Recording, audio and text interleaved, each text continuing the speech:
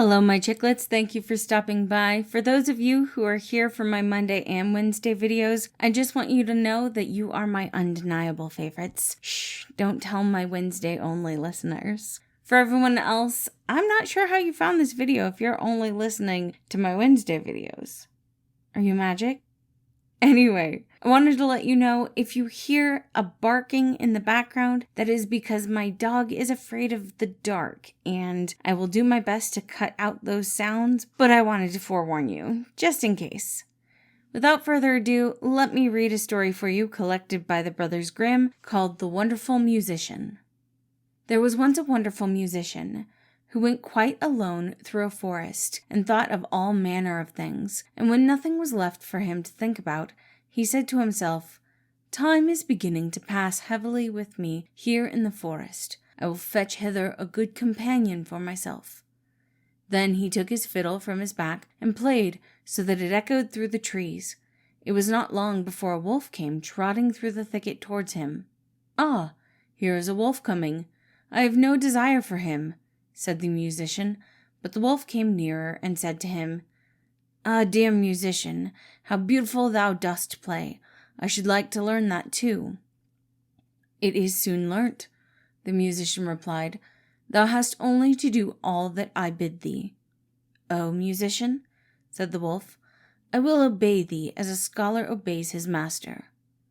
The musician bade him follow, and when they had gone part of the way together, they came to an old oak tree which was hollow inside and cleft in the middle.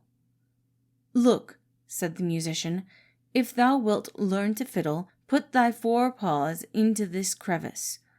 The wolf obeyed, but the musician quickly picked up a stone and with one blow wedged his 2 paws so fast that he was forced to stay there like a prisoner.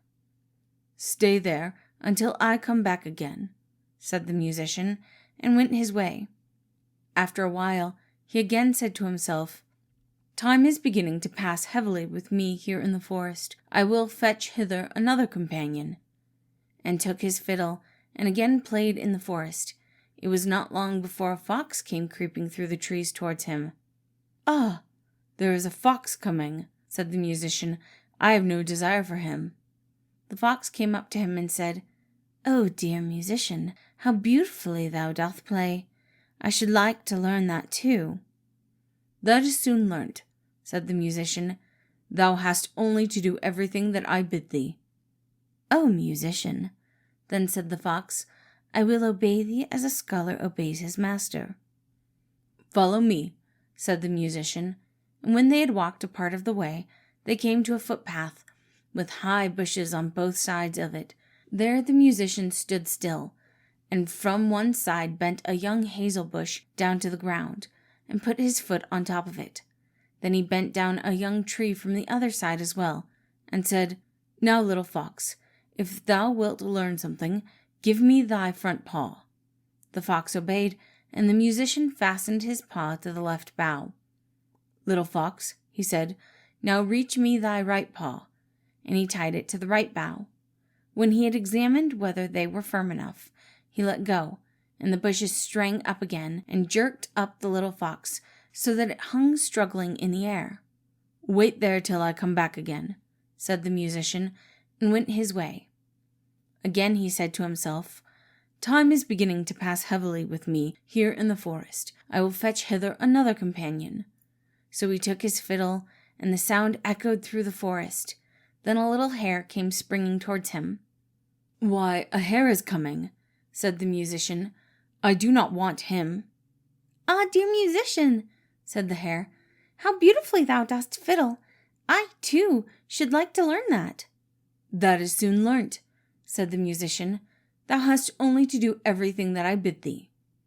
"Oh, musician," replied the little hare, "I will obey thee as a scholar obeys his master." They went apart for a ways together until they came to an open space in the forest, where stood an aspen tree. The musician tied a long string round the little hare's neck, the other end of which he fastened to the tree. "Now briskly, little hare, run 20 times round the tree," cried the musician, and the little hare obeyed. And when it had run 20 times, it had twisted the string 20 times round the trunk of the tree. and the little hare was caught, and let pull and tug as it liked, it only made the string cut into its tender neck. "Wait there till I come back," said the musician, and went onwards. The wolf, in the meantime, had pushed and pulled and bitten at the stone, and had worked so long that he had set his feet at liberty and had drawn them once more out of the cleft. Full of anger and rage, he hurried after the musician and wanted to tear him to pieces. When the fox saw him running, he began to lament and cried with all his might, "Brother wolf, come to my help. The musician has betrayed me." The wolf drew down the little tree, bit the cord in two, and freed the fox, who went with him to take revenge on the musician. They found the tied-up hare, whom likewise they delivered, and then they all sought the enemy together. The musician had once more played his fiddle as he went on his way, and this time had been more fortunate. The sound reached the ears of a poor woodcutter, who instantly, whether he would or not, gave up his work and came with his hatchet under his arm to listen to the music. "At last comes the right companion," said the musician, "for I was seeking a human being and no wild beast." And he began and played so beautifully and delightfully that the poor man stood there as if bewitched, and his heart leaped with gladness. And as he thus stood, the wolf, the fox, and the hare came up, and he saw well that they had some evil design.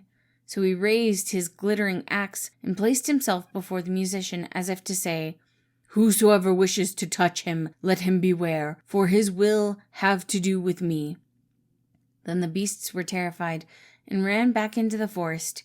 The musician, however, played once more to the man out of gratitude, and they went onwards. Thank you all for listening. Again, that was The Wonderful Musician, collected by the Brothers Grimm. In a lot of these stories, wolves or foxes tend to be very sneaky, so I was expecting them to trick the musician in some way. I was actually completely taken off guard by the fact that the musician was the one who was A, being kind of a jerk, and B, he got away with it. I think it's really interesting that even once he had the companion he wanted, that companion wasn't necessarily wanting to follow him, but was compelled to. Anyway, I do hope y'all enjoyed it. Thank you for joining me, and I hope you have a wonderful day.